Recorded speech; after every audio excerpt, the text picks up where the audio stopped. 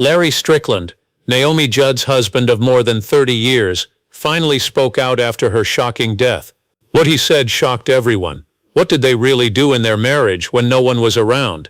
Come with us as we find out the painful facts that Larry Strickland finally told us. How the story of Naomi and Larry began. Neil Strickland and Naomi Judd met at a music event in Nashville. In those days, Naomi was not even close to being the country music star she is now. She worked long hours as a nurse to take care of her two girls, Winona and Ashley. Naomi had a hard breakup and was now taking care of her kids by herself. She often worked night shifts to make ends meet because life was hard, but she never gave up her love of music. Because of her love, she went to that event in Nashville, which is where she met Larry. Larry Strickland came from a very different family, but music was the most important thing in his life. He sang church music with J.D. Sumner and the Four Stamps. Because of his job, he went on tour with Elvis Presley and sang backup during some of Elvis's most famous shows. Larry had been on the road a lot, practiced for a long time and played for big groups. He had been in the music business for a long time. His name wasn't as well known in the gospel music world as Naomi's would become, but he was admired there. Naomi and Larry hit it off right away when they met. Not only did they both love music very much, but they were also drawn to each other too. Naomi was full of excitement, fire and drive. In a quiet way, Larry was steady and very reliable. They were different from each other in many ways. After going out on dates and building a life together for 10 years, they got married at Christ Church in Nashville on May 6, 1989. Naomi had already had a lot of success as one half of the country music duo The Judds, which she started with her daughter Winona. They were married. In the 1980s, the Judds were one of the biggest names in country music. They were known for their powerful shows and strong harmonies. They won several Grammy Awards and had several #1 hits. Naomi had gone from being a nurse who worked nights to being on the biggest stages in country music. But with success came new problems to solve. Naomi was always under a lot of stress from her managers, the media, and the duties of touring. It was hard to get enough rest because of the sudden rise in fame. Days were long, and trip plans were full. Naomi was having a hard time behind all the attention and awards. She often felt too much, and the stress sometimes hurt her relationships and mood. Naomi was also having a lot of health problems at this time. In 1990, she was told she had hepatitis C, a liver disease that could kill her. Because of her illness, she had to stop singing and leave the Judds when they were at the top of their game. Naomi had to go through hard treatments and deal with the worry and fear that came with being told she had cancer. Lawrence was there for her, but her illness and the end of her singing career were hard on them both emotionally. This put a lot of stress on their marriage. Larry kept performing with gospel groups in the early years of their marriage, while Naomi tried to get used to life away from the stage. She spent more time on TV, writing books and speaking out about health and social problems. Things were hard behind the scenes though. Naomi's health, the stresses of fame, and the difficulties of balancing a family with two girls all caused problems. They loved each other, but their friendship wasn't easy. Even so, Naomi and Larry stayed together, even when things went badly. Over time they became close, and even though things were hard, they did their best to help each other.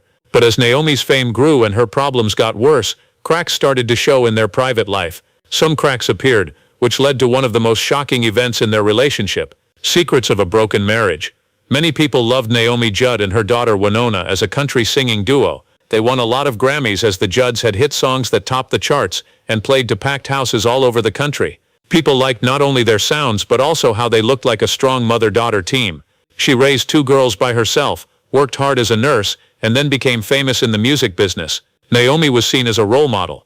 Most people didn't see Naomi's pain though, even when she was having the best years of her life. Naomi wrote a lot about feeling unsafe in her private journals, which were found after she died. She was afraid that she wasn't good enough to keep Larry around.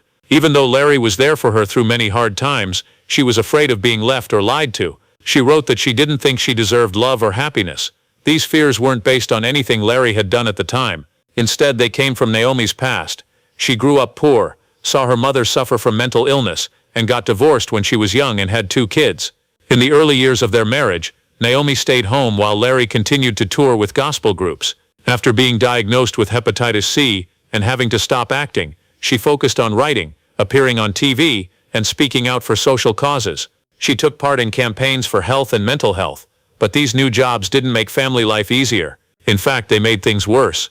Naomi worked on new projects, or was in front of the camera all the time. When Larry wasn't around, she felt lonely, and she often didn't feel supported at home. One of the scariest signs that Naomi was having mental problems happened at a time Larry would never forget. He was on tour for almost a month.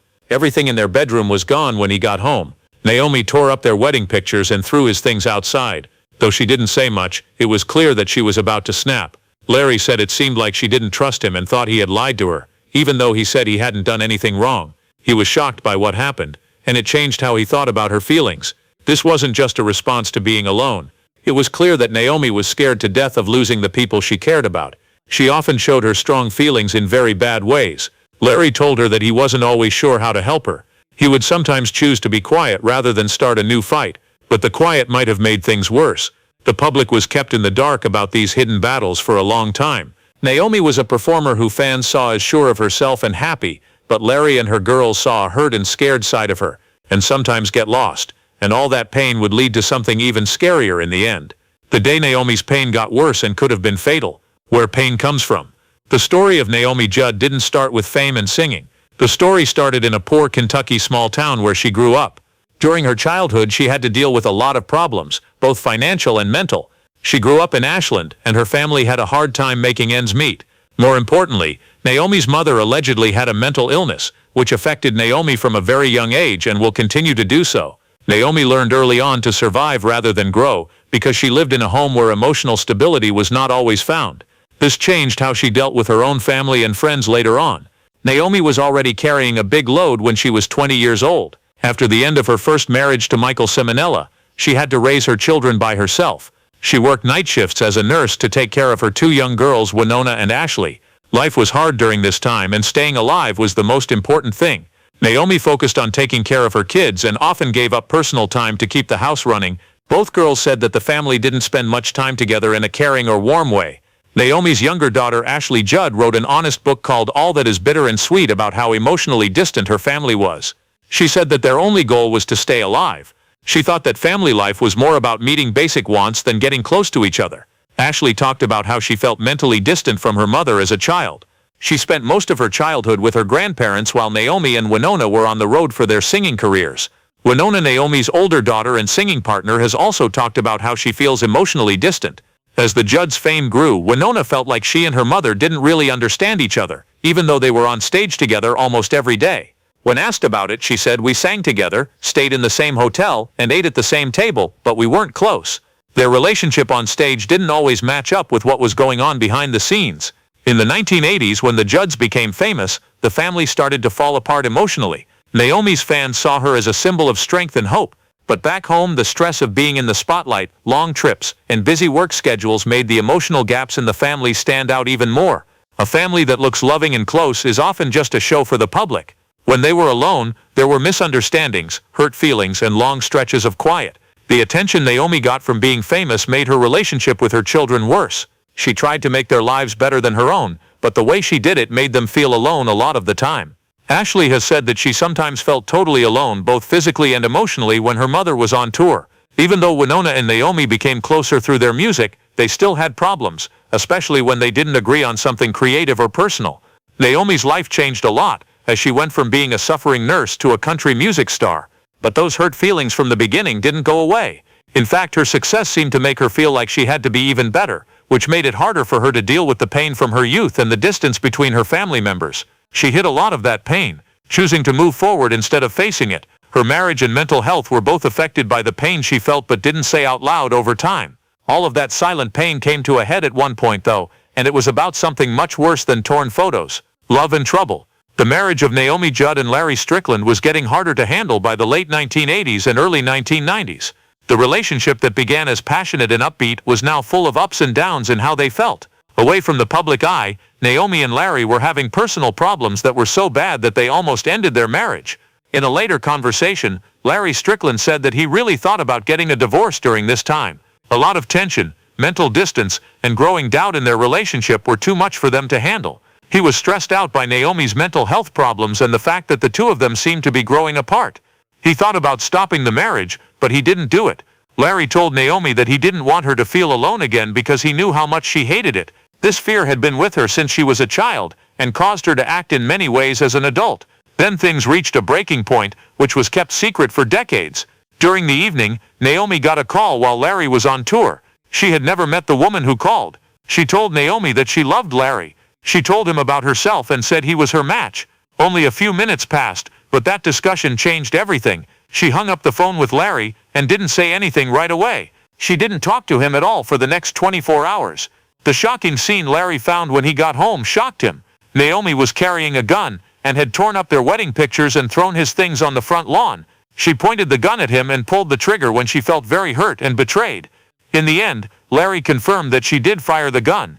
Even though the bullet didn't hit him, that night hurt them both deeply and would never heal. Larry didn't call the cops. He didn't tell anyone, not even his family or friends. He quietly packed his things and left the house for a few weeks instead. Naomi finally got in touch to say sorry. They agreed to keep the event quiet, not only for their own safety but also for the sake of their girl's health and reputation. Larry said, "We made a silent deal for love, for the job, and for the kids." People didn't know about this moment for years. In 1995, a TV movie called Naomi and Winona, Love Can Build a Bridge, had a scene that was based on a true story, but it was presented as fiction. Naomi and Larry didn't say anything at the time about whether or not the scene was based on a real event. A lot of people thought it was just acted out for the sake of the story. It wasn't until the reality show The Judd Family, Truth Be Told in 2025, that Larry told everyone the truth. He finally admitted that the killing happened in a sit-down interview. He didn't go into specifics, but he did say that Naomi's mental pain led to the act. Larry says that she didn't mean to hurt him. She was scared, exhausted, and felt like she was all by herself. He said what she did was like calling for help, not because they are mad, but because they are in a lot of pain and fear. It wasn't easy for Larry to forgive Naomi and get back together with her, but he thought that leaving her would make her feel even more alone. Their relationship was never quite the same, but they got back together over time and continued to live together. That night left Naomi with mental scars that never fully healed, and as shocking as that moment was, it was just the start of a much bigger problem she would have to deal with in the years to come. Years of painful silence. Naomi Judd's mental health problems got worse and were more obvious to people close to her starting in the early 2000s. However, most of it stayed out of the public eye. Behind closed doors, what many saw as a strong and lively woman was someone who was quietly dealing with a serious mental illness. Over time, it became harder to ignore the signs that Naomi was in pain. Naomi was finally determined to have a number of serious mental illnesses such as major depression, anxiety, PTSD, and sleep problems. These conditions can be hard to live with on their own, but Naomi had to deal with them all at the same time, which made her life very difficult in every way. She always felt sad and lost because of her depression. She worried too much and became afraid of daily things because of her anxiety. PTSD made me remember terrible things and feel very strongly about them. She also had trouble sleeping, which made it hard for her to rest or relax at night. She spent time in inpatient care centers where she could get medical and emotional help 24 hours a day, 7 days a week. She didn't have to worry about anything else during these days. She could just focus on getting better. Naomi also went through electroconvulsive therapy, which uses controlled electric currents to help people who are severely depressed get better when other methods have failed. Even with all of these attempts, the years 2011-2013 were especially hard. Larry Strickland, who was still close to Naomi, said that this was the time when she felt lost and alone more. He saw that Naomi's thoughts were fuzzy. She had a hard time remembering things or recognizing known faces. She stopped spending time with other people and even her family at times. He remembered how powerless he felt as he watched her get worse, wondering how he could reach her and make her better. As Naomi's life came to an end, some video footage showed heartbreaking and revealing glimpses of her state. In these recordings, her eyes looked empty and far away, missing the spark that used to define her stage presence and personality. Naomi's health seemed to get worse over time. She seemed to be getting smaller, weaker, and less active. She didn't seem emotionally close to anyone, like she was living in a world apart from everyone else. These videos showed a woman who was severely mentally ill and trying to keep up appearances while fighting an inner battle that not many people fully understood. The last few days, Naomi Judd's mental pain seemed to be getting heavier than ever in the last few months of her life. People close to her could tell she was very tired and having a hard time emotionally, even though she still went to public events sometimes. Naomi went to Vienna, Austria on a whim in April 2022, just a few weeks before she died. A lot of people didn't know why she was going on the trip, and her husband Larry Strickland wasn't with her. The reasons for her visit are still not clear. The secret of why she went there, whether it was to rest, get help, or just take a break from the stress she was under, makes her last days even sadder. People who knew Naomi well noticed a difference when she got back to Nashville from her trip. It looked like she was even more tired and mentally distant. She looked tired, according to her family and friends. She was getting ready for a big event, her and her daughter Winona's entry into the Country Music Hall of Fame, but she didn't seem to be able to enjoy it. She didn't seem to feel the joy that other people did. She had been dealing with mental illness for many years, and it was clear that she was losing her strength. Tragic events happened on April 30th in 2022, just one day before the Hall of Fame ceremony. Naomi died in Tennessee, where she lived. Someone registered a gun that she used, and her daughter Ashley found her. Ashley later said that she had been the one to support Naomi as she was dying, even though she didn't know what was going to happen. Naomi's death shocked fans all over the world and broke the hearts of her family. It was even more sad that she died at such a bad time. Naomi passed away just hours before the Country Music Hall of Fame was going to honor her and Winona. It had been a long time coming, and this was meant to be a happy event. In its place, the day was marked by grief and deep sadness. The Judd family chose to go through with the induction event even though they were very sad.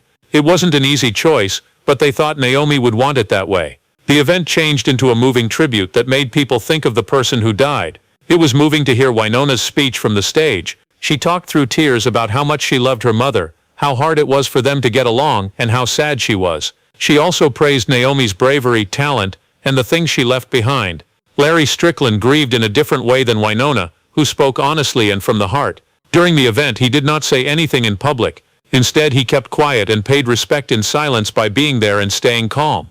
He later told her that the days after Naomi's death were hard because he was shocked, confused, and sad. His quiet told a lot about how much he hurt personally. The public was very upset about Naomi's death. Fans, fellow artists, and people who work to improve mental health all spoke out to tell the Judd family how sorry they were and how much they supported them. People talked about mental health in new and important ways after she died, showing that even someone as loved and admired as Naomi could suffer in silence. But the story didn't end after the tragedy. What came next would show even more about Naomi's effect, her legacy, and how her family and friends would carry on without her. A will that causes trouble. One of the most shocking and talked about things that came up after Naomi Judd's death in April 2022 was what was in her will. Naomi made a will in 2017 that left her entire fortune, which was worth about $25 million, to her husband, Larry Strickland. A lot of people were shocked that her will didn't leave anything to her two daughters, Winona and Ashley Judd. This information caused a lot of talk in public. There has been talk about the family's private relationships, especially those between Naomi and her children. It made a lot of people wonder why Winona and Ashley were left out of the will. People in the media and among fans wondered if there was friction or unresolved conflict going on behind the scenes. For many years, Naomi's children, especially Winona, were part of her public life. She and her mother had been on stage together as a famous music duo. It seemed odd that they wouldn't get such a big fortune. The will hinted at deeper emotional wounds that the public couldn't see. Even though Winona was shocked by the news, she took a strong and supportive public position. Even though the will was hard to understand, she made it clear that she loved her mother and respected her choices. Winona said that the pain of losing Naomi was worse than any money or fortune she could get. She didn't want the legal fights or family drama to take away from Naomi's life and legacy. Her words showed that she wanted to get better and move on, even though things were hard. On the other hand, Ashley Judd had a different and more complicated point of view. Ashley wrote about her feelings of being alone and having emotional problems in her memoir and in a number of public writings. She was honest about the hard things she went through as a child with Naomi, and how far away she sometimes felt emotionally from her mother. Ashley's works showed how hard it was to deal with both public success and personal pain. She talked about how she was trying to understand what her mother did, while also dealing with her own grief and confusion.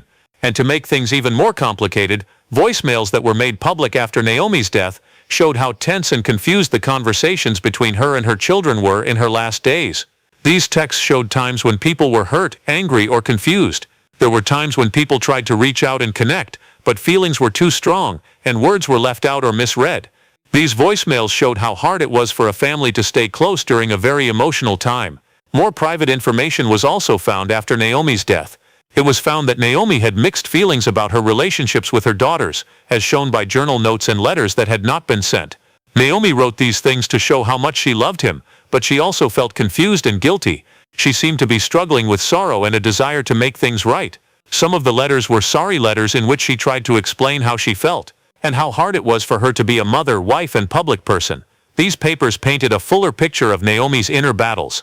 They showed a woman who cared deeply, but was sometimes too hurt to care for others. Larry Strickland's confession. Since Naomi Judd's death 2 years ago, Larry Strickland has been in the public eye to talk about his experiences and raise awareness about mental health. His honest comments in the Lifetime series The Judd Family, Truth Be Told, and an in-depth interview with People magazine have shown how complicated their marriage is and how she is having trouble with her mental health. People.com. Strickland revealed a long-rumored event in the documentary. Naomi once shot him with a gun when she found out he was cheating on her. When he thought about what had happened, he said, "It really happened. That's all I have to say." He didn't blame anyone. Instead, he saw what happened as a sign of Naomi's deep psychological and emotional pain. He made it clear that her actions were not malicious, but rather showed how upset she was inside. Strickland also talked about how hard it was for him to help Naomi when she was dealing with mental illness. He said it was a very crazy and confusing time in the months before she died, pointing out that Naomi's energy level had dropped a lot. Even though he tried to get her to eat and work out, he wishes he had been kinder and more accepting. He said, "I would have been much nicer to her if I had known where she was." He said he was sorry he hadn't seen how bad her depression was and hadn't given her the support she needed when she was at her worst. In his talk with People, Strickland talked about how Naomi's death made him feel. He told her that he had been with her almost all the time for over 13 years, making sure she had everything she needed. He said that when you have a partner with a mental illness, you go through it with them. After she died, he found comfort in talking about what they had been through, thinking that by sharing his own journey, he could help others who were going through similar things. Strickland wants to remove the obstacles that keep people from getting help and stress, how important it is to understand how others feel when they are going through mental health problems. His work as an advocate is a good reminder that love and care can make a big difference in the lives of people who are dealing with mental illness. Don't forget to like, follow, and hit the bell if you liked the video so you don't miss the next one.